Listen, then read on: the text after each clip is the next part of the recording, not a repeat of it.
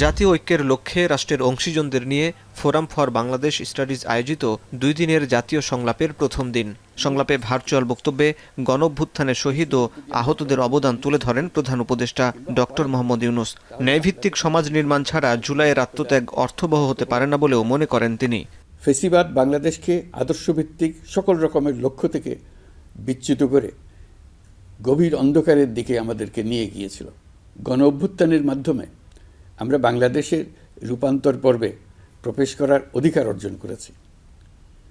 এই রূপান্তর দ্রুত সফলভাবে কার্যকর করার জন্য আমাদেরকে সকল শক্তি নিয়োজিত করার জন্য প্রতিজ্ঞাবদ্ধ থাকতে হবে।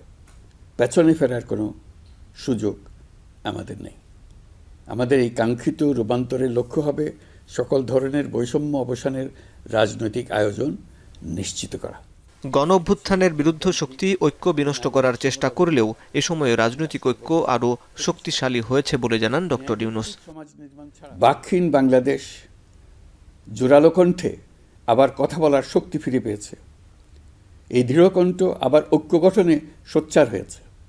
ঐক্য আমাদের মূল শক্তি। জুলাই অভ্যুত্থান আমাদেরকে ঐতিহাসিক মাত্রায় বলীয়ান করেছে। গত 5 মাসে এই ঐক্য আরও শক্তিশালী হয়েছে। এই ঐক্যের জোরেই এখন আমরা অসাধ্য সাধন করতে পারি। এখনই আমাদের সর্বোচ্চ সুযোগ। এমন অর্থনীতি গড়ে তুলতে হবে যেটা সকল নাগরিকের জন্য সম্পদের ও সুযোগের বৈষম্যহীনতার নিশ্চয়তা প্রদান করবে। সংস্কার ও নির্বাচনের প্রস্তুতি একই সাথে চলবে জানিয়ে প্রধান উপদেষ্টা সংস্কার কাজে সব নাগরিককে অংশগ্রহণ করার আহ্বান জানান। সংস্কার বিষয়ে আমাদের মধ্যে ঐকমত্য প্রয়োজন, এর কোনো বিকল্প নাই। এই 3 লক্ষ্যের কোনোটিকে ছাড়া কোনোটি সফল হতে পারবে না। ঐক্যবিহীন সংস্কার কিংবা সংস্কারবিহীন নির্বাচন বাংলাদেশকে এগিয়ে নিতে পারবে না। নির্বাচনের প্রস্তুতির কাজ মূলত নির্বাচন কমিশনের।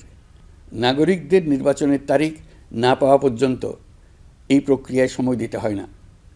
কিন্তু সংস্কারের কাজে সকল নাগরিককে অংশগ্রহণ করতে হবে। সবকটা কমিশন মিলে আমাদের সামনে বহু সুপারিশ তুলে ধরবে।